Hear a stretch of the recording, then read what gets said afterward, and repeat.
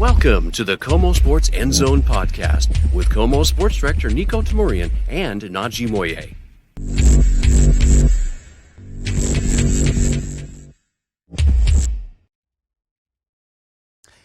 Well, hey there, and welcome to our rapid reaction edition of the KOMO Sports End Zone. 4 in a row, say it with me.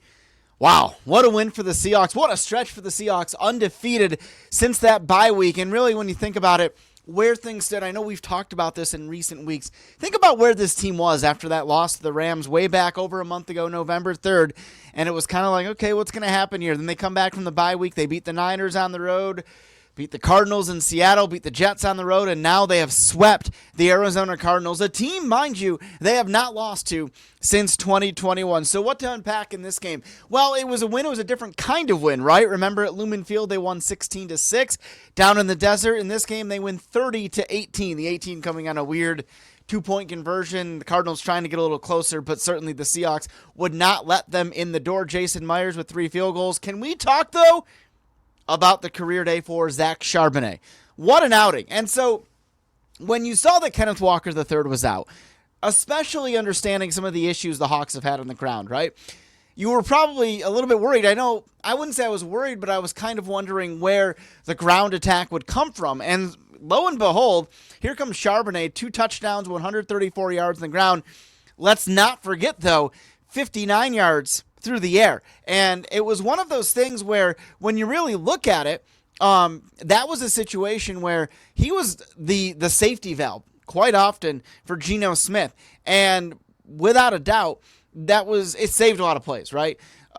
59 yards receiving isn't going to jump off the page at you, but there were many plays Geno was under duress, didn't have time to maybe look at JSN or DK Tyler, whoever it might have been, and was able to find Charbonnet for the quick outlet, save a drive, and Zach with his running ability, turning those into big plays as well. So where do we stand? Well, this is rapid reaction. Okay, so in this moment right now, the Rams have the lead on the Buffalo Bills. That pending outcome aside, okay, you have a 2-game lead now for the Seahawks. 2 games over Arizona, over San Francisco, took care of the Bears on Sunday. Should the Rams win, you're talking about a 1-game margin over them, which puts enormous stakes, depending on what happens in these final 4 games, on the season finale, which will be down at SoFi Stadium with the Hawks and Rams. Should the Bills rally to pull that out, then you're talking about a 2-game lead for the Seahawks with 4 games to play, which are pretty good odds. Now, understanding the Seahawks have a really challenging road ahead. You have the Packers and Vikings, both games here at Lumen Field. Then you travel to play the Bears Thursday night, the day after Christmas. And then, of course, as I mentioned, the season finale at the Rams. But there's a lot to like in this game. Okay, 4 in a row. We've talked about it for a few weeks now. This team just looks completely different. And how have they gotten there? To me, it starts with the defense. And we've talked about this. It was kind of a perfect storm.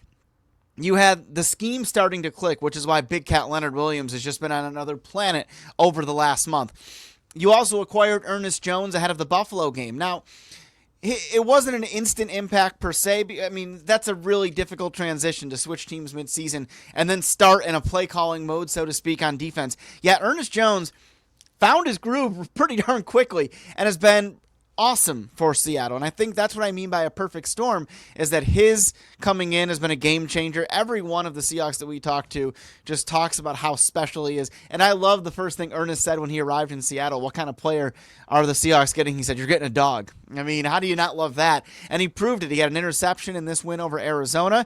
Can we talk about Kobe Bryant? 2 games against the Cardinals, 2 interceptions. Now, he didn't return this one for a touchdown with the big earthquake like we saw at Lumen Field a couple weeks ago. Nevertheless, that was the difference in this game, right?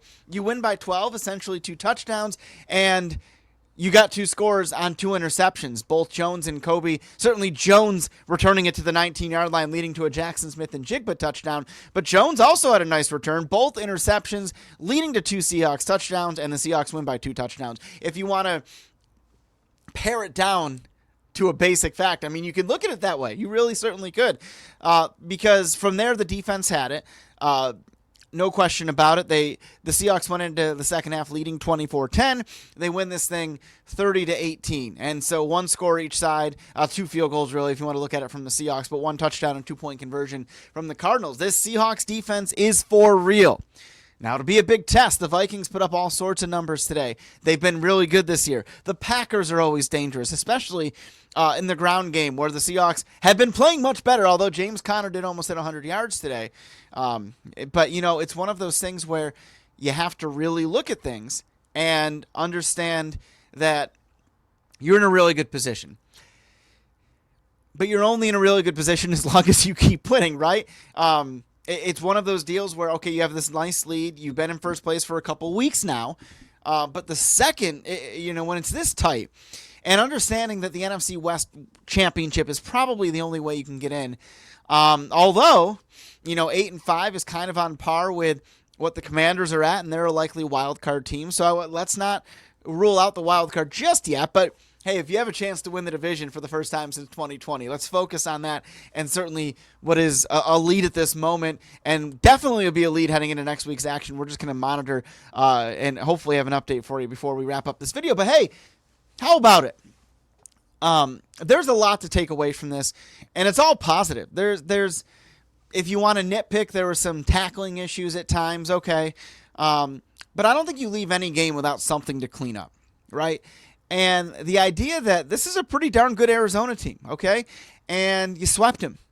And it's really difficult to do that with any team. But it's especially difficult to beat a team like that twice in 3 weeks, right? You beat them on the 24th. 2 weeks ago today is when they beat the Cardinals, okay?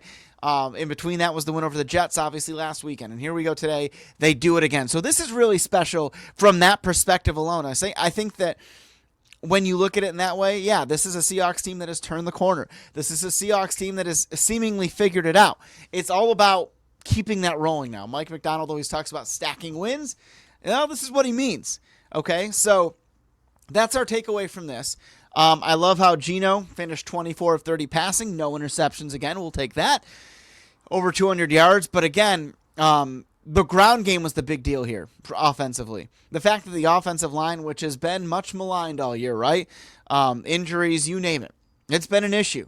Yet they created that much running room for Charbonnet to do his thing, and Zach, give him credit, made some nice moves to gain those 134 yards. That's the big takeaway offensively for me. The fact that they were able to do that, get things rolling in that perspective, and find a way to really grind down Arizona, especially as we saw in the last few minutes when the Seahawks were trying to run that clock down and get the Jason Myers field goal on the other side of the 2-minute warning and win by 12, 30-18. So that's my big takeaway on offense. The offensive line, good enough, right? We're not going to put them in the Hall of Fame today, but they played well enough to spring some big runs. And even Kenny McIntosh had averaged about 5 yards per carry. We'll take that. Okay, Kenneth Walker's like, come on, man. Where was that one? But no, we'll keep an eye on that. He emerged from the Jets game. He finished that Jets game last weekend fine, so to speak. And then a couple days later, some injuries popped up. That can happen the next day or two. Something, this is sore, this is whatever. And it was more than one injury, according to Mike Macdonald. So we'll have to check in his status ahead of a Sunday night game. That's the next one, next Sunday night at Lumen Field against the Green Bay Packers. Certainly you think about night games against those teams, it brings you back to the golden era about a decade ago of Seahawks football. So we get to revisit that, and who knows, maybe we're starting one here. Now, let's not oversell this, right? It's one win over an Arizona team that is now below 500. Albeit below 500 because they've lost to the Seahawks twice, okay? So it goes hand in hand. I don't want to hear anybody say, they beat a 6-7 team. Well, hold the phone. They're under 500 because the Seahawks made them that way. Single-handedly, all right? But, the Seahawks are 8-5. And I will be honest with you, I think a lot of predictions out there, even on this show, were 9-8. 10-7 is what I said. 10-7 would mean a split, which would almost be disappointing, although I don't think it would be because you'd be in playoff contention.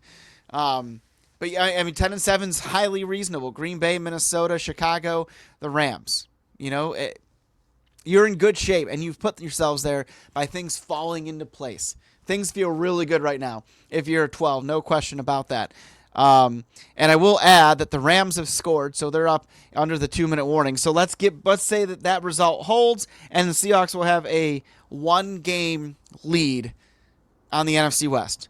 Okay, but Arizona, San Francisco fading. San Francisco, even with the win this weekend, still back a couple games. So, boy, oh boy, the home stretch, 4 to go, 1-game lead.